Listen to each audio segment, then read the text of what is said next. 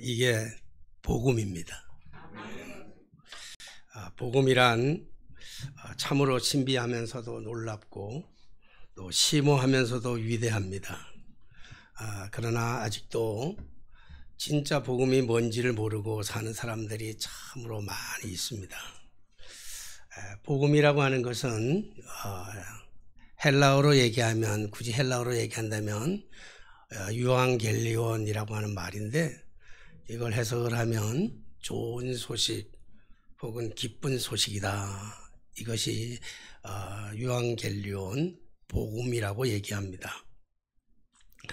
그렇다면 이 세상에서 가장 좋은 일은 뭘까요?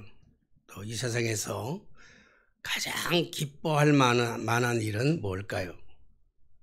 우리가 좋은 대학에 들어가는 것도 기쁜 일이고, 또 내가 원하는 직장에 들어가는 것도 기쁘고 좋은 일일 것이며, 그리고 내가 선망하던, 내가 그토록 애지야 중지야 바라보던 그런 남녀가 만나가지고 결혼하는 것도 중요한 일일 것이고, 그리고 손자를 봐가지고 할아버지 된, 할머니 되는 것도 우리가 물론 좋은 일이고 기쁜 일이 아닐 수가 없습니다. 그러나 이 세상의 이 모든 것들도 복음이 말하는 진정한 기쁨만큼은 갈 수가 없지요. 그래서 진짜 복음이란, 진짜 좋은 소식, 진짜 기쁜 소식이라고 하는 것은 하나님께서 예수 그리스도를 이 땅에 보내셔서 나같이 형편없던 사람, 나같이 볼품없던 사람, 나같이 죄 때문에 영원히 죽어 형벌을 받아야 마땅한 사람, 그런 나 같은 죄인을 구원하시기 위하여 독생자를 이 땅에 보내주신 하나님 아버지의 그 크신 사랑, 그보다 더 큰 기쁨은 없을 줄로 믿습니다. 그러므로 복음이라고 하는 것을 단 한마디로 요약한다면 바로 예수 그리스도입니다. 이 놀라운 진리를 오늘은 본문 4절, 본문 4줄 44절 본문 4줄에다가 싹 다 담아서 기록하고 있습니다. 그렇기 때문에 우리가 복음이라고 하는 것은 배운다고 해서 다 알아지고 배운다고 해서 다 깨달아지는 것은 아닙니다. 물론 배울 필요도 있죠. 또 배워야만 되고요. 그러나 배운다고만 되어지는 것이 아니라 은혜가 임하여야만 됩니다. 성령께서 우리의 마음을 감동시켜 주시고, 또 하나님께서 우리에게 전폭적으로 하나님의 절대적인 은혜를 부어주시면, 예수를 얼마나 오래 믿었느냐 안 믿었냐 이 상관없이 은혜를 부어주면 은혜를 받는 그 즉시 이 하나님의 놀라운 복음의 진리를 깨닫게 될 줄로 믿습니다. 그렇기 때문에 오랫동안 교회를 다녔다고 해서 그 사람들이 다 복음을 아느냐 뭐 알 수도 있지만, 많은 사람들이 그 복음의 가치와 복음의 진리를 모르는 경우도 많이 있습니다. 오늘 복음의 가치를 알고 나면, 그렇게 되면 진짜 복음이 뭔지를, 진짜 예수가 누구인지를 알고 나면 그 다음 단계가 바로 자기 포기 선언에 있습니다. 그래야 비로소 복음이, 그 복음이, 내가 깨달은 복음이 내 것이 된다. 이 말씀이 오늘 본문이 우리에게 주시는 복음의 핵심입니다. 사랑하신 여러분, 학문과 지식이 그 한계가 도대체 어디까지일까요? 우리는 어느 정도 공부를 하면 다 배웠다, 어디까지 우리가 공부를 하면 나는 학식을 다 얻었다, 이렇게 얘기할 수가 있겠습니까? 어디까지 공부하면 학문의 최고봉에 우리가 올라섰다, 이제는 다 됐다, 이렇게 얘기할 수 있겠습니까? 엊그저께 TV를 잠깐 보면서 유퀴즈에 나왔던 장한나라고 하는 첼로리스트, 세계적인 첼로리스트가 얘기를 하면서 지겹지 않느냐, 첼로 하는 게 지겹지 않느냐 그랬더니 지겁지는 않은데 너무 어렵다 그러더라고요. 너무 어렵다. 할 때마다 어렵다. 그러면서 놀라운 얘기를 하는데 그 많은 얘기들이 얼마나 제게 감동이 되는지 뭐 뒤에서 또 얘기할 수 있으면 얘기하겠지만 어쨌든 너무 어렵다고 얘기해요. 세계적인 첼로리스트 11살에 세계적으로 뛰어난 이 첼로리스트 이제는 주위에 여성주의자로서 정말 한국의 보배로운 보배 같은 이런 분이 얘기하기를 음악이 첼로가 지휘가 하면 할수록 더 어렵습니다 라고 하는 얘기를 들었습니다. 학문에만 해도 여러 가지의 종류들이 있잖아요. 뭐 수십 가지, 수백 가지, 수천 가지가 넘잖아요. 철학에서부터 시작해서 심리학, 경제학, 뭐 여러 가지 이런 학문들이 많이 있죠. 뭐 신학도 있고, 정치학도 있고, 경제학도 있고요. 뿐만 아니라 스포츠학도 있더라고요. 심지어 나아가가지고는 뭐 커피 바리스타 대학도 있더구만. 그 과가. 내가 아는 목사님은 그 대학에 나가서 커피 만드는 거 그거 가르치는 교수더라고요. 그러니까 도대체 우리가 학문에 이 많은 학문이 있는데 이 학문의 최고봉이라고 얘기하는 것은 도대체 뭘까? 과연 어디까지가 우리가 학문의 정상이라고 얘기할 수 있을까? 이런 궁금증을 안 가질 수가 없잖아요. 그런데 성경은 이 궁금증에 대해서 이렇게 설명하고 있습니다. 빌립보서 3장 8절에 보니까 예수 그리스도를 아는 지식이 가장 고상한 지식이므로 이것들을 위해서 나의 모든 것은 다 배설물로 여김이고 그것 때문에 그 예수 때문에 그 복음 때문에 내 삶을 내 전체를 거기다가 올인했노라. 이렇게 사도 바울은 고백하고 있습니다. 지식 중에 가장 고상한 지식, 지식 중에 최고의 지식, 그것은 예수를 아는 것이라는 거예요. 그렇다면 도대체 예수가 뭐길래? 예수가 뭘까? 왜 예수가 도대체 뭐길래 예수만 만나면 감격이 되고 예수만 만나면 감동이 되고 예수만 만나면 복음만 만나면 기쁨을 주체할 수가 없을까? 도대체 예수가 뭐길래? 복음이 도대체 뭐길래? 그래서 성경은 여기에 대해서 골로새서 2장 3절에 이렇게 얘기하고 있어요. 예수 안에 지혜와 지식뿐만 아니라 모든 보화가 그 속에 다 감추어져 있느니라 그랬어요. 예수 안에 세상이 감당할 수 없을 만한 세상에서 볼 수 없었던 그 모든 지식과 모든 보화가 모든 지혜가 그 안에 싹 다 들어있다는 거예요. 그래서 예수를 알면 알수록 신비하면서도 놀랍고요. 복음을 캐면 캘수록 심오하면서도 위대한 것이 그것이 복음입니다. 그것이 예수입니다.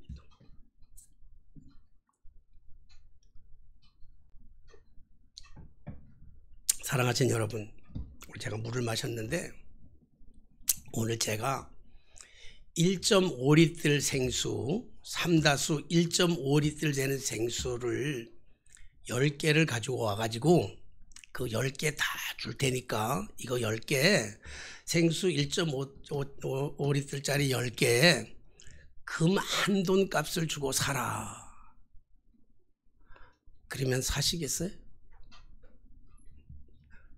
안 사는 거는 말할 것도 없지만 저 목사 돌았나 그렇게 완전히 맛이 갔나.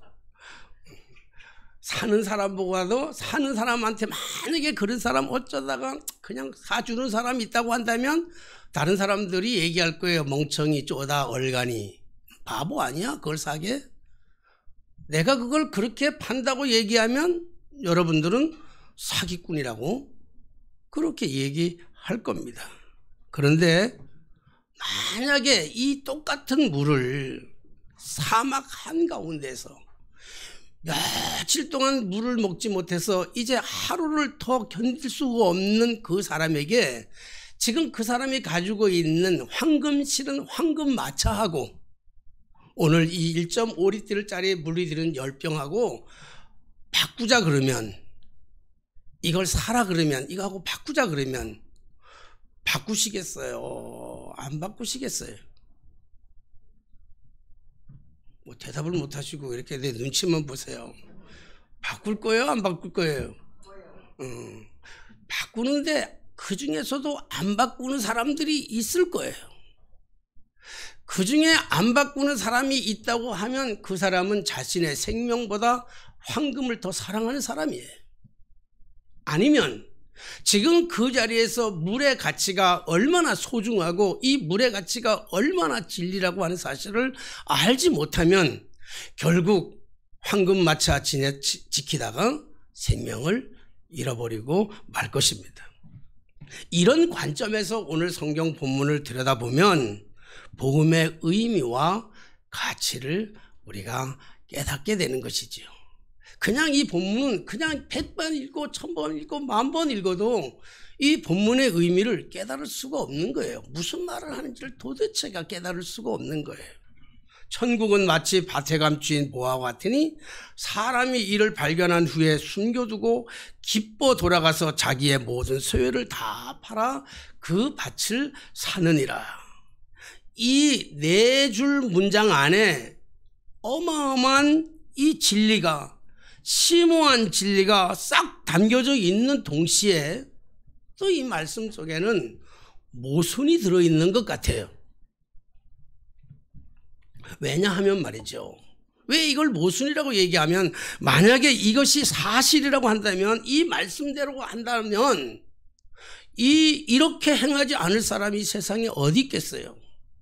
밭을 갈다가 밭에서 보물을 발견했는데 그 보물이 밭값보다 훨씬 비싸다는 걸 안다면 어느 누가 집에 가서 자기 재산 다 팔 뿐만 아니라 남들한테 빚을 얻어서도 어떻게든지 그 밭을 자기의 것으로 소유를 삼을 것입니다.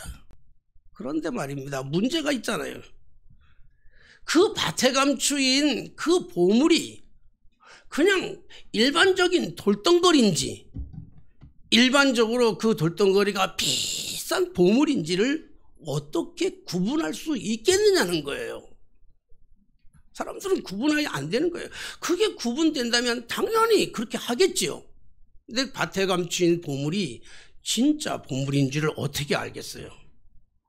물론 누가 봐도 야, 이건 보물이 맞다, 어린아이가 보더라도 야, 이건 보물이 맞다, 이건 다이아몬드다, 이건 금반지다, 이걸 다 안다면 문제가 안 되는데, 그냥 돌멩이 덩어리인지 아니면 그 속에 돌멩이 안에 다이아가 들어있는지 그걸 어떻게 아느냐는 거예요.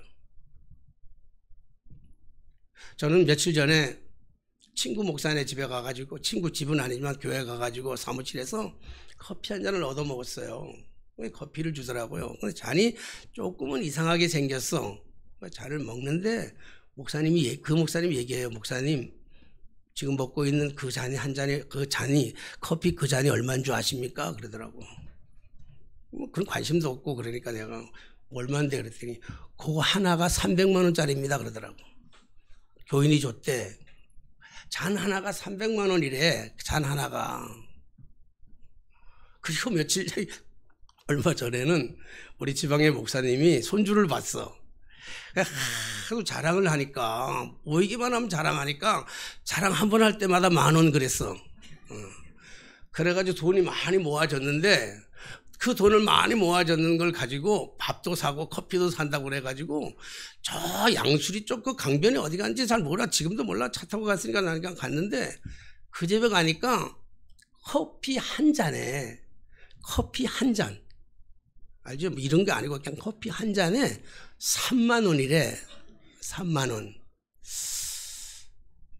그래서 3만 원짜리는 못 먹고 너무 미안해서 한 잔에 3만 원짜리 사준다고 갔는데 염치가 없어서 3만 원짜리는 못 먹고 우리 다 같이 갔던 사람들이 2만 원짜리만 먹었어. 근데 말이죠.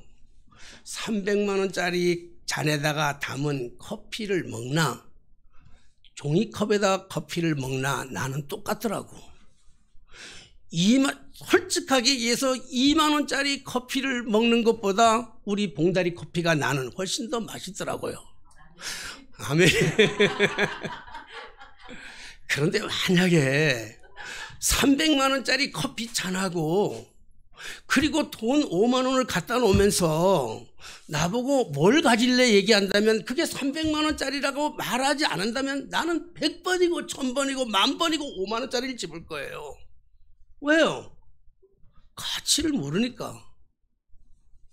300만 원짜리의 가치를 모르니까 당연히 그럴 수밖에 없는 거지요.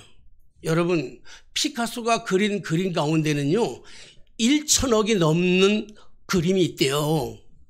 근데 피카소 그림 보면 알잖아요. 여러분, 피카소 그림 보면요 무슨 그림인지 도대체 나는 이해가 안 가요. 만약 이것이 피카소 그림이라고 말 안 하고 나한테 주면요 나는 하나의 액자에 불과하고 우리 집에 달 수 있는 자리가 없어서 그거 창고에 처박아 놓을 거예요. 왜요?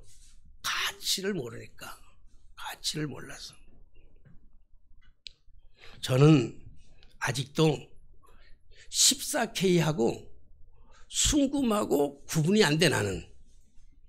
그래서 14K하고 금이 순금 조금 큰 거 중에 어느 거 가질래? 그러면요. 아니 14K 큰 거하고 순금하고 갖다 주면서 어느 거 가질래? 그러면 나는 100% 14K 가질 거야 나는. 왜? 모르기 때문에. 모르니까 똑같다고 생각하기 때문에 그래요. 그래서 오늘 말씀이 어렵고도 심오하면서도 모순이면서도 진리라는 거예요. 그게 모순이야. 밭에 감추인 보화가 뭔지를 모르겠는 거예요. 그걸 알면 당연히 사지. 그래서 모순인데 설교란 이 모순을 해석해서 진리로 표현해 주는 거예요. 그래서 설교가 어렵고 그래서 성도들이 신앙생활하는 게 제대로 신앙생활 하려면 제대로 믿음생활 하려면 어렵다는 거예요. 힘들다는 거예요. 복음, 예수 누구나 쉽게 알 수만 있다면 얼마나 좋겠어요. 근데 예수가 밭에 감추인 보화라는 거예요. 보물이라는 거예요. 근데 그것을 보물인지를 몰라요. 예를 들면 똑같은 주일날 똑같은 교회에 와가지고 똑같은 시간에 똑같은 장소에서 똑같은 하나님의 말씀을 듣는데도 어떤 사람은 그 말씀이 꿀송이보다 더 달콤해서 영원히 춤을 추며 감격하고 감사하는 사람들이 있어요. 그러나 반면에 어떤 사람은 똑같은 메시지를 듣는데도 똑같은 하나님의 말씀을 듣는데도 이렇게 강력한 수면제가 없는 거예요. 그래서 말씀을 들으면서도 끊임없이 졸 수밖에 없는 거예요. 왜요? 가치를 모르면. 그래서 어떤 사람은 하나님의 말씀이 보약 같대요. 그래서 약 중에 최고로 좋은 약은 신약과 구약이래요. 모든 병은 이 말씀 속에서 다 치료될 수 있다라고 생각해요. 그러나 그 중에도 어떤 사람은요, 하나님의 말씀을 잔소리 정도로 치부해버리는 사람들도 있다는 거예요. 왜요? 감추어졌기 때문에 그래요. 그게 비밀이기 때문에 그래요. 여러분, 이것이 진짜 보물이라면 잠이 오겠습니까? 이것이 진짜 보물이라면 다른 사람들에게 뺏기지 않기 위해서 내가 침노하지 않겠습니까? 그래서 천국은 침노하는 자의 것이다. 그렇게 이야기했어요. 아는 자만이 쟁취하는 거예요. 아는 자만이 구하는 거예요. 아는 자만이 쏟는 거예요.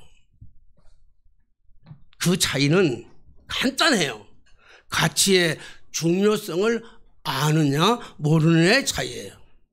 저는 클래식 음악 연주를 아무리 좋은 홀에서 아무리 비싼 거를 줘도요, 저는 안 갑니다. 절대 안 갑니다. 왜 안 가느냐? 가면 졸기 때문에 그래요. 뽕짝은 안 졸는데 클래식은 가면 여지없이 졸아요. 졸기만 하면 괜찮은데 코까지 골아요. 나는 분명히 코를 안 고는데 우리 사람이 계속 때려 나를. 나는 다 들릴 것 같은데 그냥 뭐 이렇게 눈에 떠 있는 것 같은데 코를 곤대. 그러니까 우리 사람이 창피해서 나를 계속 때리는 거예요. 맞기 싫어서 안 가요. 응? 왜요? 클래식 음악의 가치를 몰라서 그래요. 근데 우리 어제 다솔이가 우리 집에 와서 밥을 먹으면서 우리 가희가 이제 다솔이 결혼할 가희가 클래식을 너무 싫어했는데 이제 클래식을 사랑하게 되었대. 그래 왜 그러냐니까 장한나가 가르쳐 주는데 베토벤의 운명을 하는데 지휘를 하는데 지휘하는 사람마다 다 다르게 지휘하는데 들은 감동이 다 달라. 감동이 다 다른 거예요. 콩나물 대가리가 말이 없는 베토벤의 그 많은 콩나물 대가리 했었잖아요. 음표 하나 심표 하나에서 어려운 거는 이게 왜 여기 써놨는지를 모르는데 거기에 집중하고 거기를 공부하고 연구하다 보니까 그 음표들이 말을 한대. 자기를 향해서 말을 걸어오고 자기를 향해서 말을 하고 자기를 춤추게 해가지고 너무 좋아가지고 그래서 첼로만 칠 수 없어서 오케스트라를 지휘한다는 거예요. 오케스트라 안에는 다 있다는 거야. 그 소리를 낼 수 있는 모든 소리가. 저는 그 말씀을 들으면서 막 감동이 되고 찌릿찌릿하면서요. 막 하나님의 말씀이 옛날에는 하나님의 말씀을 읽으면 말씀 한 구절 한 단어가 막 춤을 추고 나서 말씀을 막 걸어오는 거야. 막 감동이 돼서 설교를 준비하다가 혼자서 춤추기도 하고 난리를 치기도 하는데 왜 나는 장한나처럼 그렇게 하지를 못할까? 하나 이유 있더라고요. 내 안에 아직까지 큰 북, 작은 북, 꽹과리밖에 없더라고요. 플룻도, 클라리넷도, 바이올린도, 첼로도 없어. 말을 하는데, 끊임없이 말을 하는데, 끊임없이 춤추게 하는데, 정작 내 안에는 큰 북밖에 없어. 작은 북밖에 없고, 꽹과리 소리밖에 안 들리는. 그렇게 그 소리밖에 내질 못하니까 사람들이 은혜를 못 받는 거예요. 그래요.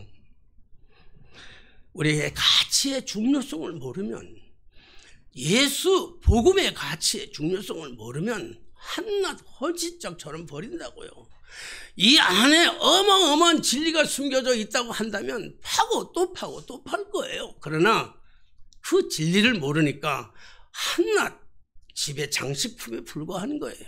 일주일에 한 번씩 들고 오고 요즘은 아예 들고 오지도 않잖아요. 교회에 있으니까. 이게 보물이라면 고이고이 싸서. 우리 어릴 때는요, 비 맞으면 안 될까 봐 이렇게 가지고 다녔어. 비 맞으면 안 될까 봐. 다 낡고 떨어지도록 그렇게 사랑했던 이 보물이 어쩌다가 이렇게 가치 없는 보물로 전락되어 버렸을까? 여러분, 1970년도 중반에 우리나라 언론을 발칵 뒤집어 놓은 게 있어요. 아세요? 그거 보물선 신두름이라고 하는 것이 언론을 막 우리나라 전체 사람들이 막 관심이 그 집중되고, 그리고 사람들은 저 친한 아빠들로 막 갔어.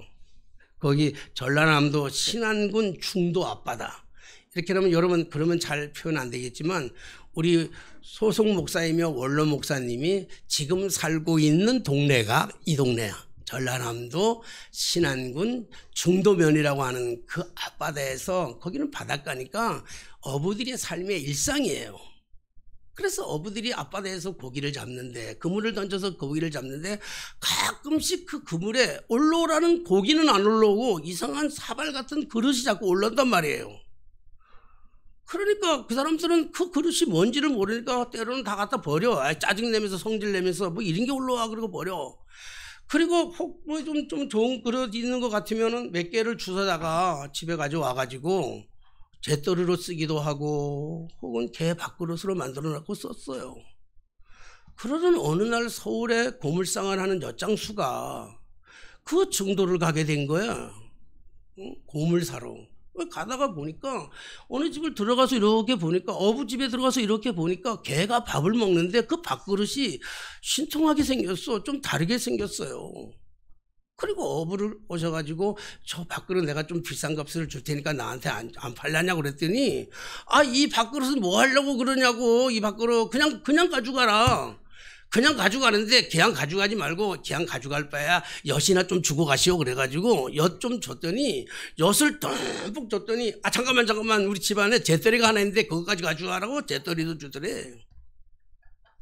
그래가지고 가져와가지고 인사동에 보냈더니 그게 보물이잖아요. 보물이야. 그래서 난리가 난 거예요.